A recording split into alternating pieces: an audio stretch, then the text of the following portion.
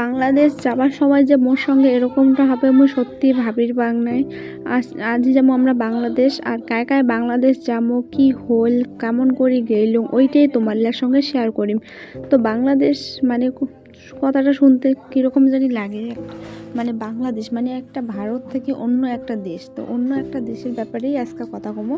আর যেহেতু আমরা আজকে যাবো আর দেখো মুই সকাল সকাল ঘুম থেকে উঠছুন আর সবাইকে এলাম ঘুম থেকে ওঠাক, যেহেতু আজকে আমরা সকাল সকাল বেরোই পড়বো। আর এলাঙ্গো উঠে নাই, দেখো দেখো এই যে দেখো আলছি এলাঙ্গো উঠে নাই।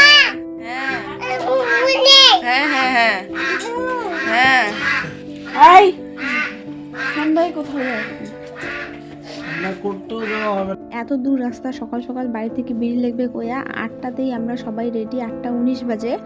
তো 8টাতেই রেডি হয়ে আমার 9টার সময় বাস আছে, যেহেতু বাস রোদ আমরা যাবো কারণ এত দূর রাস্তা মানে একদম কি কম তোমার সঙ্গে।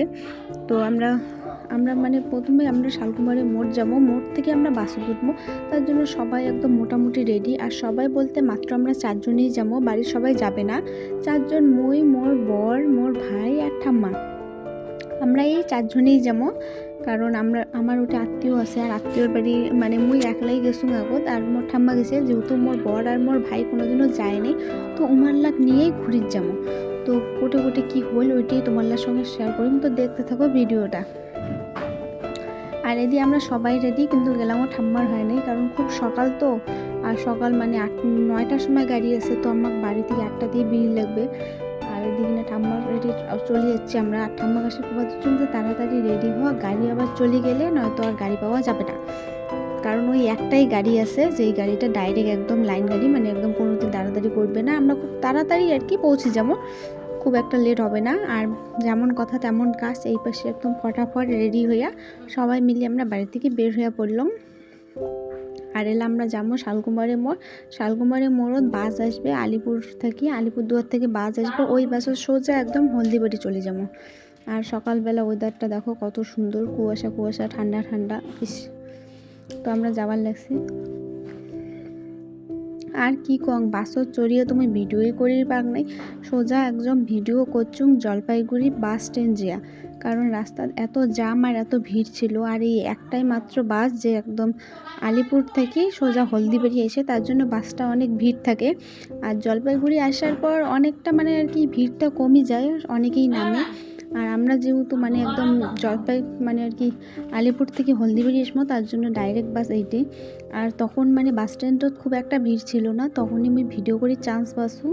আর যখন ভিডিও করি চান্স পাসুম মুই তখনই ভিডিও করছুম। আর এই পাশে দেখো সবারই একদম চোখ মুখ শুকিয়ে কি কম। আর আমরা যেটা যাবো আমার বাড়ি থেকে ওই দিদিটার বাড়ি 110-15 কিলোমিটারের মতো হবে, মানে এত দূর রাস্তা জার্নি করে আসার মানে তো বুঝির পাপা দিচ্ছেন। আর হলদিবাড়ি এসে আমরা বাস থেকে নামিয়ে সোজা টোটো উঠলাম। আর টোটোর দেখো এই হলদিবাড়ি বাজার পার হয়ে এই জায়গাটাত না হুজুরের মেলা হয়, কারণ এই হলদিবাড়ি এই সাইডে মুসলিম অনেক, তো মুসলিমের যে একটা মেলা হয় হুজুরের মেলা এই জায়গাটাত হয়। এই বিশাল বড় একটা মাঠ আছে, এটি মানে দুই সাইডেই আছে। তো এই সাইডটাই মুই এক সাইডে মুই তো একটাই মানে এক পাশেই ক্যামেরা করে লাগবে, তো এই সাইডেই মানে আর কি করলুম। আর এই পাশে যে ঘরগুলো যে দেখা পাপা দিচ্ছেন, এই ঘরত নাকি যেই মানুষগুলো অনেক দূর দূর থেকে আসে ওই মানুষগুলো আর কি থাকি মেলা ঠেলা ঘুরে, মেলা তো 1-2 দিন হয় না, অনেক কয়েকদিন হয়। আর এই পাশে আমরা কিন্তু বর্ডারের গড়ে যাবার লাগছি, একদম বাংলাদেশের বর্ডারে ঘুরে।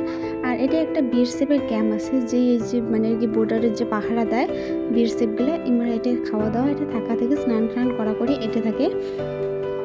আর আমি শুনছুম যে রাতের 10টার পর নাকি মানে বর্ডারের সাইডে বাড়ি, তো রাতের 10টার পর নাকি আর এই পাশের লোক ওই পাশে যাওয়ার দেয় না, ওই পাশের লোক এই পাশে।